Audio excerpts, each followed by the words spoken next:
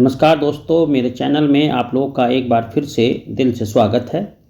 दोस्तों, मैंने पिछली वीडियो में आप लोगों को बताया था कि बाबर का धार्मिक दृष्टिकोण क्या था और किस तरीके से बाबर ने जो है अपना धर्म सुन्नी से शिया बदला और फिर शिया से सुन्नी में वापस आ गए।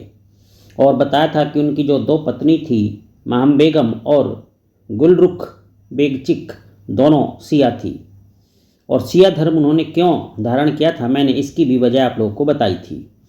अब उसी चीज़ को मैं आगे जारी रखते हुए बाबर के दृष्टिकोण यानी धार्मिक दृष्टिकोण को जारी रखते हुए उसी कड़ी में मैं अपनी अगली वीडियो आप लोगों को प्रस्तुत कर रहा हूं, जो बाबर के धार्मिक दृष्टिकोण का पार्ट 2 है।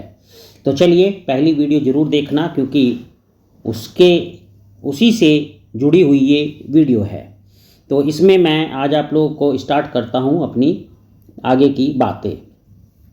बेसिकली बाबर के आक्रमण से पहले, ठीक है, ध्यान देना मेरी बातों पर। बाबर के आक्रमण से पहले भारत में सूफी और वैष्णव संत हिंदू मुस्लिम एकता पर बल देते थे। ठीक है, ये दोनों हिंदू मुस्लिम एकता पर ही बल देते थे, किसी तरीके का मनमुटाव या भेदभाव नहीं था। ठीक है, और दोनों हिंदू मुस्लिम एकता पर बल देते हुए धार्मिक और जातीय संकीर्णता को समाप्त करने की चेष्टा किया करते थे और उसमें हमेशा प्रयत्नशील रहते थे। किंतु समाज के कट्टर वर्ग के धार्मिक विचारों में परिवर्तन नहीं आया। यानी इतना प्रयास करने के बावजूद भी जो समाज के कुछ लोग के बीच धार्मिक कट्टरता थी, उसमें कोई खास परिवर्तन दिखाई नहीं दिया। पानीपत की विजय जब हो गई बाबर की, तो पानीपत में जब बाबर विजय हासिल कर चुका तो उसके पश्चात उसने मुगलों का साम्राज्य यहाँ स्थापित किया। अब बाबर को दोनों ही धर्मों के लोगों के सहयोग की ज़रूरत थी। उसमें हिंदू धर्म के सहयोग की भी ज़रूरत थी और मुस्लिम सहयोग की भी ज़रूरत थी। ऐसा नहीं था कि केवल और केवल मुसलमानों के सहयोग से ही वो यहाँ शासन कर सकते थे। तो इस प्रकार बाबर ने अपने इस उद्देश्य की प्राप्ति हेतु, ठीक है, इस उद्देश्य की प्राप्ति करने के लिए धार्मिक जीवन में हस्तक्षेप नहीं किया। जैसा कि इतिहासकार बता रहे हैं कि उसने कोई खास यहाँ पर धार्मिक हस्तक्षेप नहीं किया, परंतु उन्हें अपने अपने धर्म के पालन के लिए पूरी स्वतंत्रता उसने दी। अब कुछ इतिहासकारों ने राणा सांगा तथा मेदनी राय के जो विरुद्ध बाबर के अभियान थे, उनको धार्मिक रंग दिया। अब इस मुद्दे पर देखो, सबके जो विचार हैं, डिफरेंट जो इतिहासकार हैं, सबके विचार उसमें अलग अलग हो सकते हैं। लईक अहमद की जो पुस्तक है उसमें वो अपने तरीके से अपने विचारों को प्रस्तुत करते हैं और बाकी के जो और इतिहासकार हैं वो अपने विचार प्रस्तुत करते हैं। तो अब सत्य क्या है और असत्य क्या है, वो सबकी अपनी अपनी सोच हो सकती है। तो इस तरीके से ये जो दोनों अभियान थे राणा सांगा और मेदनी राय के जो विरुद्ध बाबर ने किए, तो लईक अहमद इसमें कहते हैं कि ये कुछ लोगों की भूल है जो वे इसको धार्मिक रंग से पोत दे रहे हैं। अब वो कहते हैं कि भाई इसके पीछे बहुत सारे कारण हो सकते हैं, इस युद्धों को धार्मिक रंग नहीं देना चाहिए।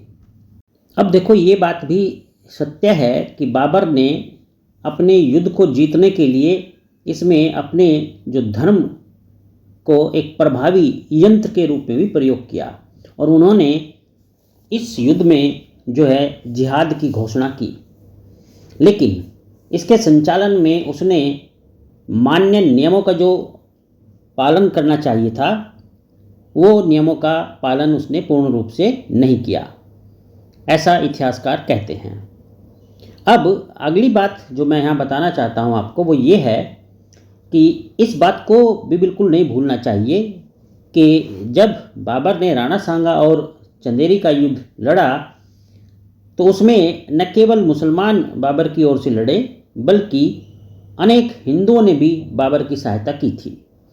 तो इसीलिए कुछ इतिहासकार कहते हैं कि इन युद्धों को धार्मिक दृष्टिकोण से ही नहीं केवल देखा जाना चाहिए, बल्कि कुछ और जो युद्ध के कारण हैं उनको भी देखना चाहिए।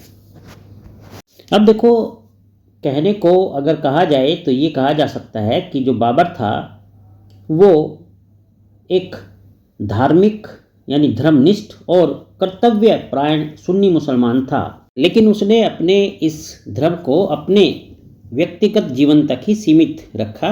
दूसरों के साथ उसके धर्म का कोई ऐसा खास संबंध नहीं था। एक बात यहाँ ये नहीं भूलनी चाहिए कि बाबर ने अपनी उद्देश्यों की प्राप्ति हेतु जो है धर्म को एक तरफ रख दिया था जब उन्होंने शिया धर्म को अपना लिया था और सुन्नी धर्म को छोड़ दिया था, और जब उनका मकसद पूरा हो गया या कह लीजिए समरकंद उनके हाथ से चला गया तो वापस फिर से वो सुन्नी धर्म में आ गए थे। दूसरी बात, इसमें एक बात और मैं कहना चाहूँगा कि भाई जैसा इतिहासकार कहते हैं कि बाबर उदार धार्मिक दृष्टिकोण का व्यक्ति था।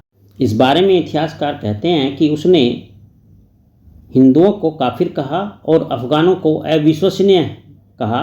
ये बात तो सत्य है, लेकिन इसके साथ साथ उसने जो है बहुत ही सहानुभूतिपूर्ण और बहुत ही विनम्रता से सबसे व्यवहार किया। कहीं भी अपनी धर्म की कट्टरता को जो है उसने प्रदर्शित नहीं किया। तो इस तरीके से ये बाबर का जो धार्मिक दृष्टिकोण था मैंने आप लोग को समझाया। मैं अपनी अगली वीडियो में आपको बताऊंगा कि जो मंदिर तोड़े जाने का प्रश्न है वो क्या है और बाबरनामा में इसकी क्या बातें लिखी गई हैं और बाबर का आगे का धार्मिक दृष्टिकोण कैसा रहा, ये सारी चीज़ें मैं अपनी अगली वीडियो में आप लोग को बताऊंगा। तो चलिए अपना ध्यान रखना, चैनल को सब्सक्राइब करना, शेयर करना, लाइक करना और मुझसे जुड़े रहना। तो चलिए आपका दिन बहुत बहुत शुभ हो।